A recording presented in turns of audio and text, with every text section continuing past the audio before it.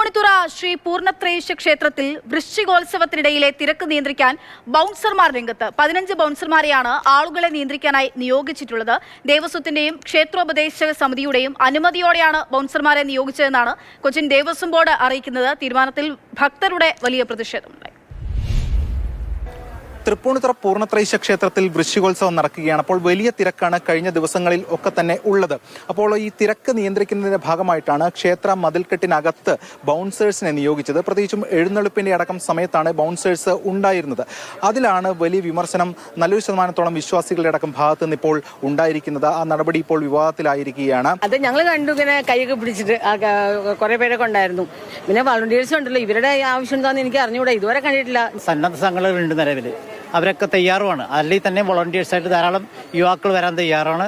അതിന് പറയാണ്ട് ഈ മാതിരിയുള്ള വേഷം കെട്ടും ഗോഷ്ഠിയായിട്ട് മാത്രമേ ഇത് കാണാൻ സാധിക്കുള്ളൂ. അധിക സുരക്ഷയുടെ ഭാഗമായിട്ടാണ് ഇത്തരത്തിൽ ബൗൺസേഴ്സിനെ നിയോഗിച്ചത് എന്നതാണ് കൊച്ചിൻ ദേവസ്വം ബോർഡ് പറയുന്നത്. പോലീസിന്റെ സുരക്ഷയുണ്ട്, അവരുടെ മികച്ച സഹകരണമുണ്ട്. പക്ഷേ അതിനപ്പുറം ഒരു സുരക്ഷ ഒരുക്കേണ്ടതായിട്ടുണ്ട് എന്നതാണ് അവർ പറയുന്നത്. കാരണം ഈ ഉത്സവം നടക്കുന്ന ഘട്ടത്തിൽ ആനയുടെ കൊമ്പിൽ തൊടാനും ആനയുടെ അടുത്തേക്കുമൊക്കെ പല ഭക്തരും ഒക്കെ പോകാറുണ്ട്. അത് നിയന്ത്രിക്കുന്നതിന്റെ ഭാഗമായിട്ടാണ് ഈ ക്രമീകരണം എന്നതാണ് അവർ വിശദീകരിച്ചത്. ഇതാണ് കൂടുതൽ സെക്യൂരിറ്റി വേണം തീരുമാനിച്ചു.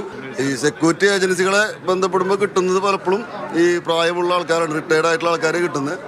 അപ്പം അതുപോരാ, കുറച്ചും കൂടി ഈ ചെറിയ പ്രായത്തിലുള്ള ചെറുപ്പക്കാരെ കിട്ടുന്നുള്ള താല്പര്യത്തിൽ അങ്ങനെ അന്വേഷിച്ചപ്പോഴാണ് ഇവരെ കിട്ടിയത്.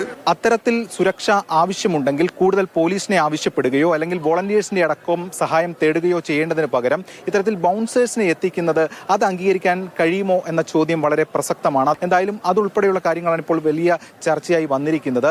ഇനി വിശ്വാസികൾ ഇപ്പോൾ പ്രതിഷേധവുമായി രംഗത്ത് വന്നിട്ടുണ്ട്. അവർ പരാതിയുമായി ഏതെങ്കിലും അതോറിറ്റിക്ക് മുന്നിൽ എത്തുമോ എന്നത് കാത്തിരുന്ന് കാണേണ്ടതാണ്. അങ്ങനെ എത്തിയാൽ ദേവസ്വം ബോർഡ് ഇതിൽ എന്തെങ്കിലും നടപടി സ്വീകരിക്കുമോ അല്ലെങ്കിൽ ഭാവിയിൽ ഇത്തരത്തിലുള്ള കാര്യങ്ങൾ ഒഴിവാക്കുമോ എന്നതാണ് കാത്തിരുന്ന് കാണേണ്ടത്. പ്രത്യേകിച്ചും ഇവന്റുകളിലൊക്കെ തന്നെയാണ് ഇത്തരത്തിൽ ബൗൺസേഴ്സിന്റെ സാന്നിധ്യം ഉണ്ടാകാറുള്ളത്. ക്ഷേത്രത്തിൽ അത്തരത്തിൽ നമ്മൾ കാണാറില്ല. അതാണ് ഇവിടെ ഏറ്റവും പ്രധാനപ്പെട്ട ചോദ്യവും ഏറ്റവും പ്രധാനപ്പെട്ട വിഷയവുമായി ഉയർത്തിക്കൊണ്ട് വന്നിരിക്കുന്നത്. എന്തായാലും ഇന്ന് ഉത്സവം അവസാനിക്കുകയാണ്. ദേവസ്വം ബോർഡ് ഇതിൽ എന്ത് തുടർ നടപടികൾ എടുക്കും എന്നതും കാത്തിരുന്ന് കാണേണ്ടതാണ്. ക്യാമറമാൻ മനോജ് മാടശ്ശേരിക്കൊപ്പം എസ് ഷാഗിൻ, മാതൃഭൂമി ന്യൂസ്, കൊച്ചി.